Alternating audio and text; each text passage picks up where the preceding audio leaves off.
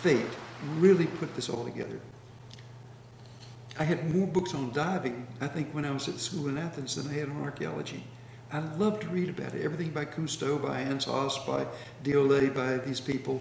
And but I never would have learned to dive. I just like to read about it. Rodney Young is about the only human being I cannot think of a critical word about. I worship the guy. He was just absolutely wonderful. He'd asked me if I would like to excavate a site in Libya. And I said, well, I don't know any Arabic.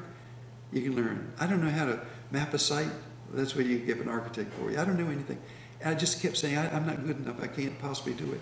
And he said, if you don't grab the bull, I have to go into his voice, which came rumbling up from somewhere down here. Right. If you don't grab the bull by the horns when you have the chance, you'll never get anywhere.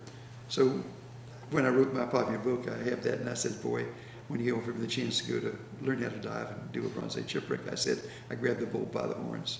Where did you learn to dive? In the Philadelphia YMCA with the YMCA depth chargers. Really? And it was a 10-week course.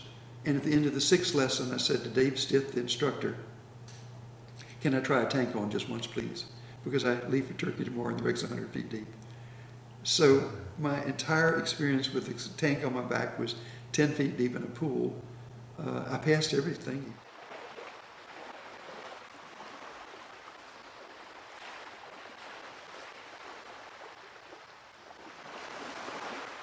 And at the end of the summer, this is really important, why I owe so much of Lottie and Claude, especially Claude. I was planning to go back to land archaeology, maybe do the lower levels at Gordian, which I talked about with and Claude said, George, we've started something good now. We got to continue this. You're the only one with the credentials to get a permit. Let's come on, stay in this, and we'll go to Yasada next year. So we did. This 3 years later, I was ordering the first ever commercially built research submarine from Groton, Connecticut, electric boat of General Dynamics. And it was launched in '64, and I was a kid. The people who designed it, of course, were professional engineers. The electric boat, building nuclear submarines and all that. And so you had to look out of 6 ports about that big. And I said, well, you want one just straight, but looking slightly down so you can, see where you're going. No, you don't understand the difference between index of refraction of water, index of refraction of air, and they pull out their slide rules. That's before they're, and blah, blah, blah. And so we had one here, one here, one here, one here, one here, one here. And we'll find wrecks with it, we'll survey with it, we'll map with it.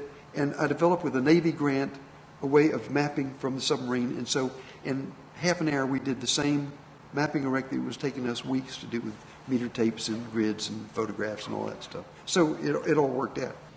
And when I write my memoirs, I really want to emphasize that Peter deserves the credit more than me. He was the one that had the idea.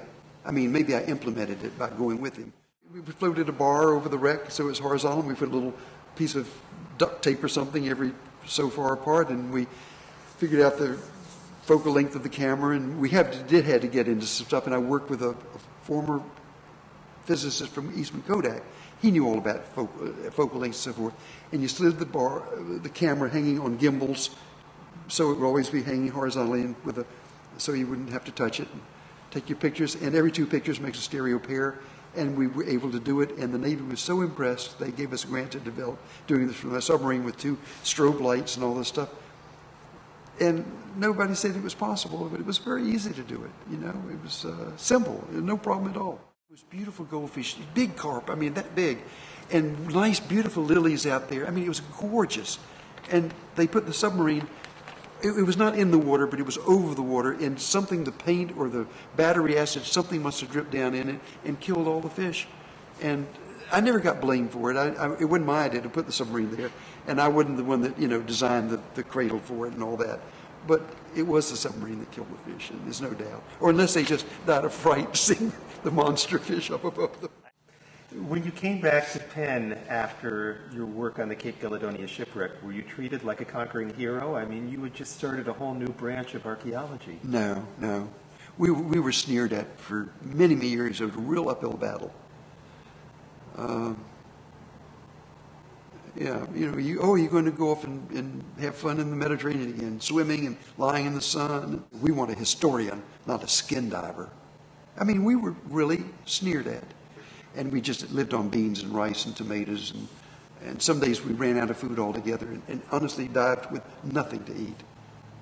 Zero. I mean, Claude Dupuis said, what do we have today? And I said, we took anti-malarial pills. And I said that, and that was it. You know, maybe we had tomatoes or something.